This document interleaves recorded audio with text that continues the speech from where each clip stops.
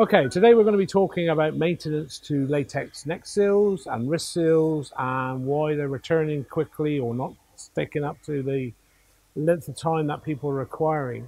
And the problem is us. We are changing our lifestyles daily with new colognes and also creams with alcohol in there, etc., so on and so forth. And it's a very simple process of maintenance to a latex neck seal. It needs to be looked after, it needs to be cared for, and it will go on forever if you maintain it properly. This is a typical example. This suit is about a year old, and this is the sort of thing that will happen from excessive alcohol type materials, either deodorants or colognes, and it ends up being a very sticky mess. As you can see, it actually melts the latex. That can be avoided by washing before dive, making sure you've got no deodorants on or chemicals or alcohol in the actual perfumes or the aftershaves.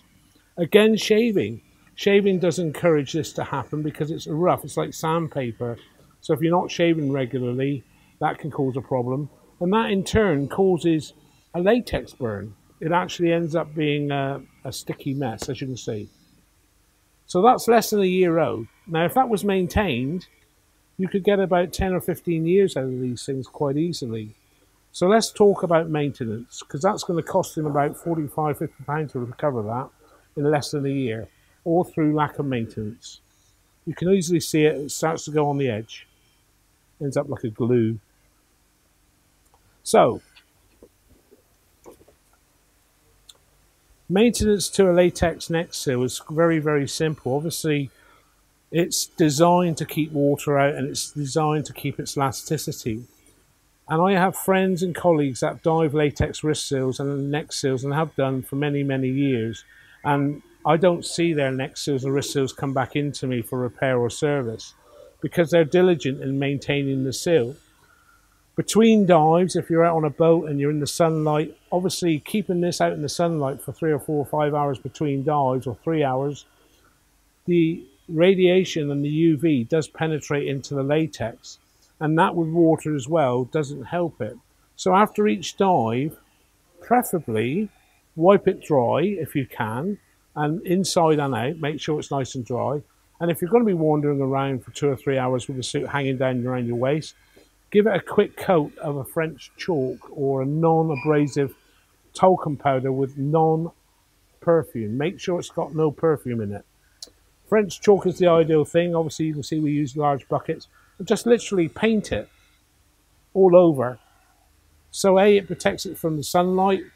B, it gets it nice and dry. And C, you're going to have a neck seal that's going to last for as long as you own the dry suit, because that gives it protection. Wrist seal and neck seal. So at the end of each day's diving, bring it home, wash it in fresh water, dry it out thoroughly with a towel so you've got no moisture on there at all, inside and out.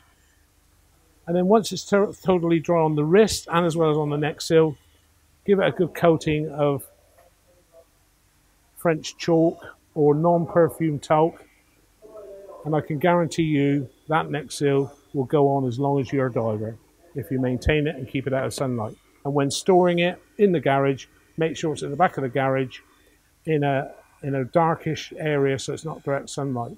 And also, as another tip, always try and hang your suit upside down so the neck seal is facing down, so there's no stress from coat hangers or shoulder hangers stretching the neck seal, because that will also damage it.